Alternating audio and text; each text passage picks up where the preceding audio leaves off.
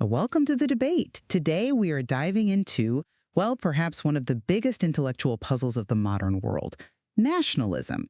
It's a phenomenon that really only took shape over the last couple of centuries, yet it has this absolutely shocking power to generate what the historian Eric Hobsbawm famously called colossal sacrifices. And, the sheer emotional force of it really confounded classical Marxist theory. And they had to admit it was a major blind spot in their explanations of history. Right. And I think the difficulty in explaining it comes down to this fundamental disagreement about where that incredible power actually comes from. Does nationalism emerge, primarily from a really deep shift in our cultural, maybe even psychological consciousness? The idea that the nation is essentially a mental construct, an imagined community? Or is it actually something more practical, maybe even unavoidable, a structural requirement that's just imposed by the functional needs of modern industrial society? I'm firmly in the camp that argues the power of nationalism is deeply rooted in its nature as an emergent cultural artifact. It really required a profound break in how people understood basic concepts like time, language, and authority.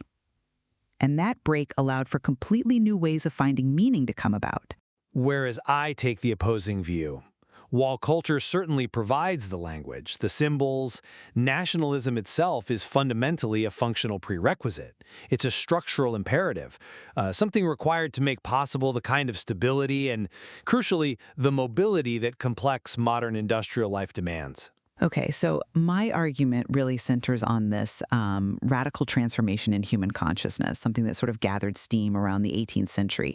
For the very idea of the nation to even become conceivable, three really ancient fundamental cultural ideas had to, lose their grip on how people saw reality. Okay. First, you had the belief in a sacred script language. Think Latin in Europe or classical Arabic or Mandarin, a language believed offered direct access to ultimate truth. Second, the belief in sacred cosmological monarchs, rulers whose authority wasn't just geographical, but came directly from, the divine order of the universe. And third, this fusion of cosmology and history, which Anderson calls simultaneity along time. This idea that all meaningful events related back to some kind of divine or mythic origin point outside of ordinary time. That's a very powerful description of what fell apart, I agree. But I do worry it puts maybe too much causal weight on just a cultural vacuum forming. Well, the mechanism that filled that vacuum, in this view, was print capitalism. That, working alongside the development of a new secular philosophical concept, homogeneous empty time. Now, this is a key term, maybe a bit jargony, but crucial. It signifies the shift away from seeing time in that mythological, cyclical way towards seeing it as we do now, a secular, measurable, linear timeline. Like a clock ticking uniformly forward, completely independent of divine plans. This new sense of time, this transverse simultaneity, the awareness that millions of strangers you'll never meet are experiencing the exact same moment according to the clock in the calendar. This is what made the imagined community possible. Mm-hmm. The nation, then, is imagined as this deep horizontal comradeship, and that fraternity, that willingness people have shown to make colossal sacrifices, even die for it. That's precisely the secular answer to the spiritual void left by the decline of those older certainties. Nationalism essentially transforms personal fatality into continuity. It takes life's random contingency and gives it meaning. It's performing a function that disintegrating religious thought used to handle. I appreciate the elegance of that cultural explanation. It really captures the aesthetics of national feeling. But I still think it risks detailing the style of belief while maybe overlooking the foundational structural demands of modern life. So I come at it from a rather different angle. The age of nationalism isn't just a cultural choice. It is an unavoidable structural consequence of humanity's commitment to industrial society. But how does that necessity override the power of consciousness, the power of the idea itself? Because industrial society has very specific, non-negotiable requirements. It fundamentally needs what Gellner calls a mobile division of labor. It demands sustained, frequent, and precise communication between strangers who have to use a standardized language, a shared conceptual currency just to function together.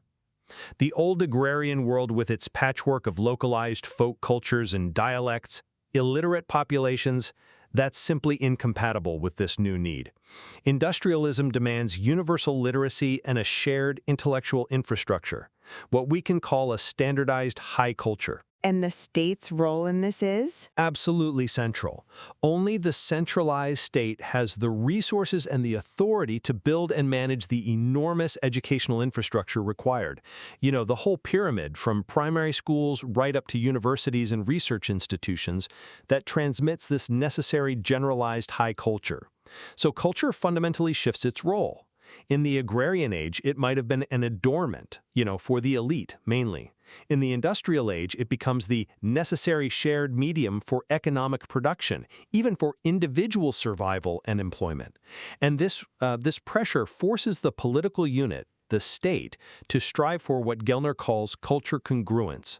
Basically, the borders of the nation, the political unit, must eventually align with the borders of the education system, the shared culture. Why? Because deep cultural differences, especially when linked to language, create immense friction and inefficiency in a highly mobile, anonymous industrial society.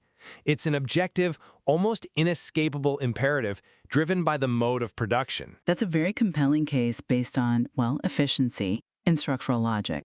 But I still believe that focusing solely on functional necessity misses the emotional architecture of the nation.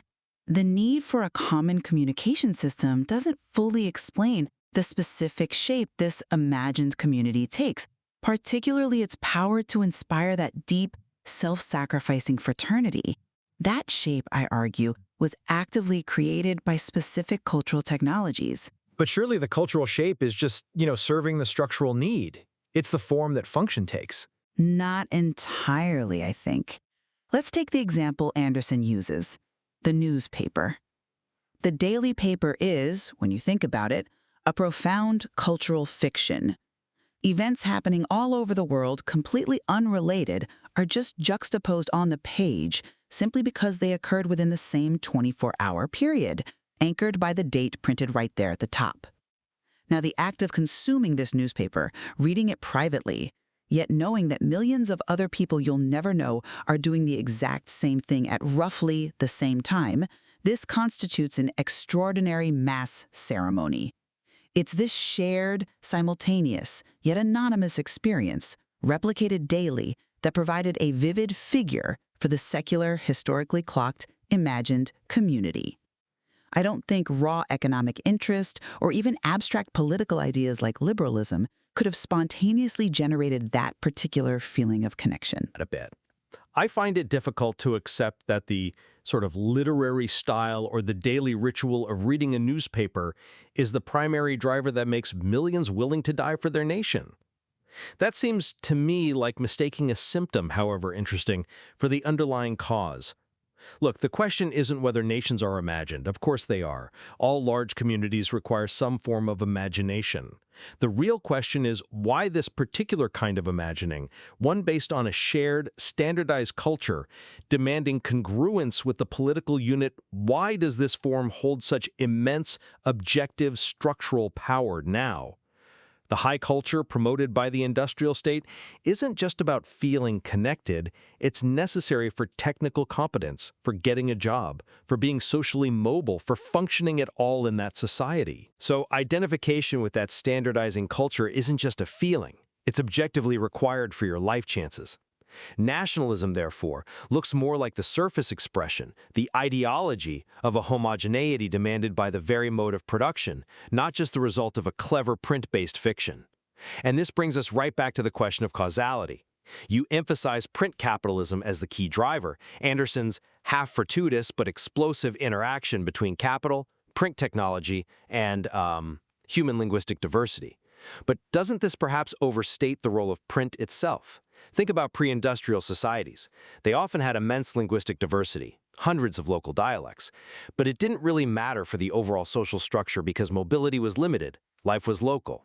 The really crucial shift, I argue, is that industrial society must make individuals, workers, mutually interchangeable. It requires generic training so people can be moved around, ready for reallocation to new tasks. Print, in this view, is simply the tool, a very powerful tool, yes, but ultimately a tool that services this much deeper, structural requirement for mobility and standardization.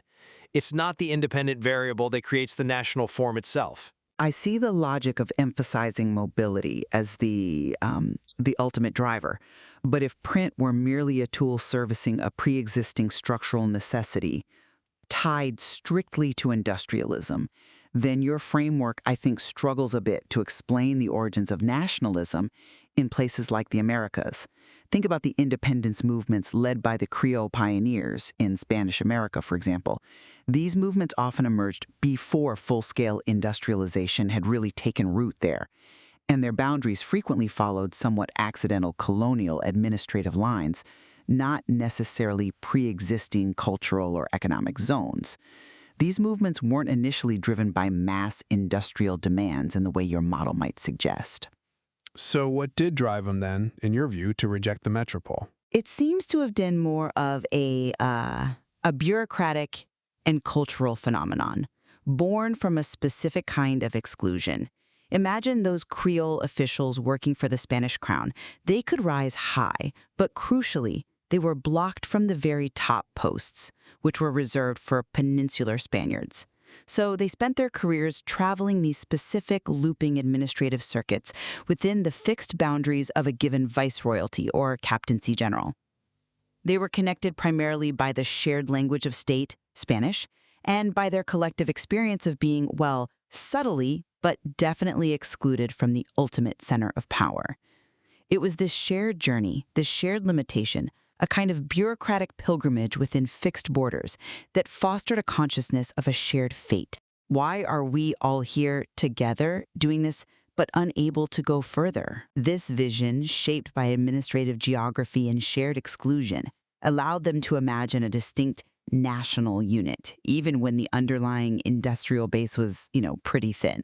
Then, print languages certainly helped solidify these emerging boundaries later on, through things like creating standardized dictionaries, grammars, fostering the sense of a approaching egalitarianism among languages that further defined the community against the metropole.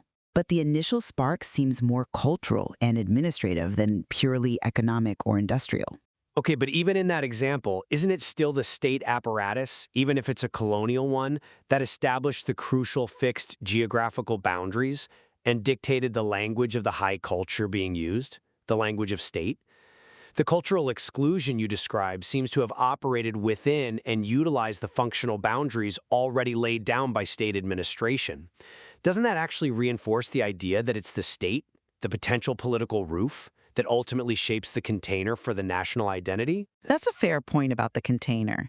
Let's pivot slightly to the issue of history and the way nations always seem to claim antiquity. Nations universally imagine themselves as ancient, tracing their roots back centuries, millennia even, often when, historically speaking, they're quite recent inventions. Why this persistent need to invent or imagine a deep past? I'd suggest it's what Anderson calls a necessary consequence of novelty. The very newness of the nation, combined with the shift to that linear, secular time we discussed, creates a kind of structural amnesia about the immediate past and necessitates the creation of a deep, continuous narrative. Think about it. You get figures like Sukarno in Indonesia, talking about resisting 350 years of Dutch colonialism, framing it as a single national struggle, even though the concept of Indonesia itself was really a 20th century creation, encompassing hugely diverse peoples. Or Renan's famous, almost chilling call for the French nation to collectively forget divisive historical events like the St. Bartholomew's Day massacres. Nationalism seems to require the creation of a specific kind of narrative past. History, as Anderson puts it, imploded in particular ways, because this new secular identity needs a biography, stretching back in time to provide that sense of continuity and legitimacy, almost an imagined immortality. I see the invention of the past, but I interpret its function differently. That drive to concoct a glorious, unbroken history seems secondary to me to the practical utility of culture as a political marker in the present. Nationalism, as Gellner argues, often conquers in the name of a putative folk culture. You get that romantic appeal to the Volk, the ancient peasantry, the soul of the people. But in reality, what nationalism does is systematically replace those diverse, localized folk cultures with a new, standardized, state-promoted, specialist-transmitted high culture. So the appeal to the past is just window dressing? Largely, yes. Or perhaps ideological packaging is a better term. Think about those classic examples from 19th century national movements. You might see aristocratic ladies showing up at the Budapest Opera deliberately wearing stylized peasant dresses. That's a political statement, an appeal to the Volk. But crucially, they weren't actually learning the peasant dialects or weaving their own cloth. No, they were funding the academies, the newspapers, the schools that were promoting the standardized national language and the unified national history. The historical justification, the claim to ancient roots, is primarily the ideological gloss needed to legitimize the fundamental structural transformation that's really going on, making the standardized, literate, shared culture congruent with the state, making it the political roof. But surely that ideological gloss, that invented biography, is precisely where the deep emotional power lies. The nation, through this constructed narrative of shared history and destiny, offers individuals a kind of secular immortality, a sense of belonging and meaning that purely functional systems like, say, an efficient market economy simply cannot provide. That's not just gloss, it's the affective core. So, just to wrap up my side, my perspective really insists that we have to understand nationalism by looking at it in the context of the large cultural systems, like the great religious communities that came before it. The rise of print, capitalism, and new ways of thinking about time created the conditions for a really profound shift in consciousness, away from religious cosmology towards secular, homogeneous, empty time. And it was this shift that allowed the nation to be envisioned, to be imagined as this vast yet deeply connected secular fraternity, one seemingly worthy of supreme loyalty even, self-sacrifice. It's fundamentally a shared psychological, cultural construction. In my position, to summarize, holds that the core dynamic driving nationalism lies in the relentless structural pressures generated by industrial society.